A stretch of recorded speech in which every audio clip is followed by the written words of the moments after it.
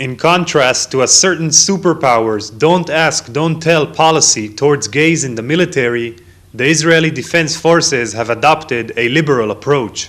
Tomer Azaria was a combat soldier in the artillery corps and still serves in the military reserves. אף אחד לא דיבר איתי על זה, אף אחד לא שאל אותי על זה. ממה שאני מכיר, נטייה מינית זה לא משהו שהוא בעייתי. אני חושב שהצבא פשוט הגיע לנקודה שהוא אומר, so what? אז יש הומואים בצה"ל. אז מה? Israel has come a long way since 1993, when an Israeli military officer testified before the parliament claiming that his rank and security clearance were revoked because of his sexual identity.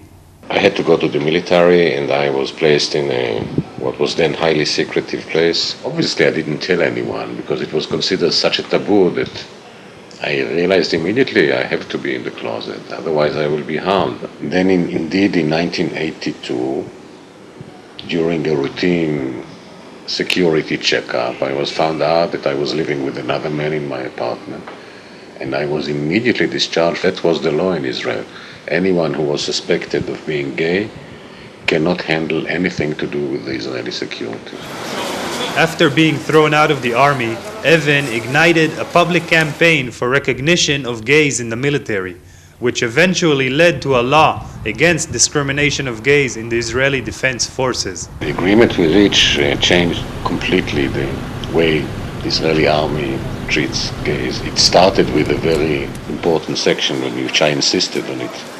It says that Israel Defense Forces will not discriminate in induction, promotion, or placement of gay officers and soldiers.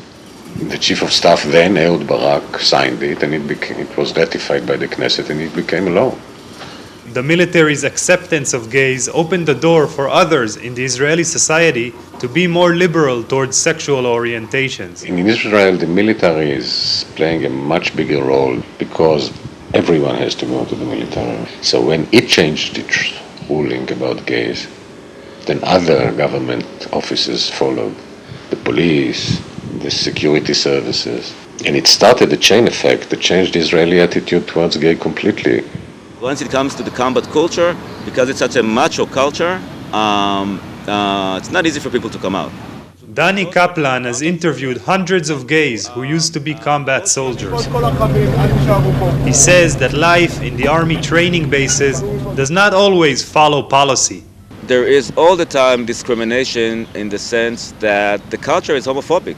I think people don't realize that policy is a symbol for something, but the reality in the culture is what really matters. And I realized people didn't even know what the policies were. People did know that being gay is not something that you come out and say in the military, in combat units especially. And it's still the case that most combat soldiers in Israel do not come out. That's what I sense from what I speak with people today.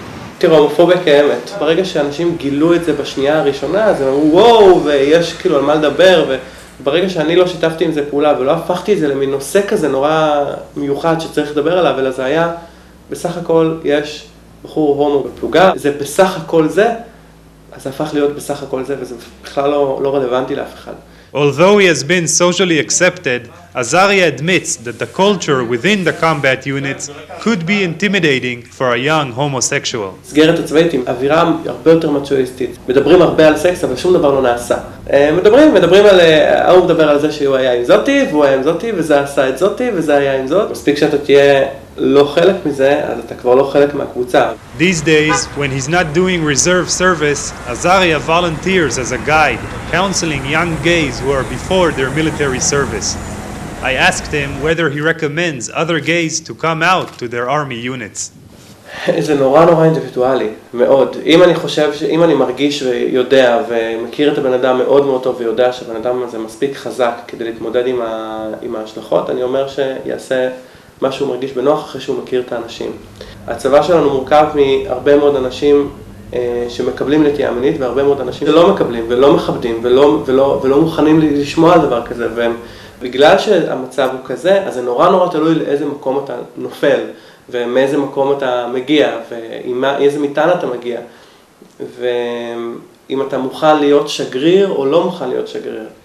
Azaria was called to serve during Israel's recent wars in Lebanon and Gaza. He is just one of a growing number of openly gay soldiers in one of the busiest militaries in the world.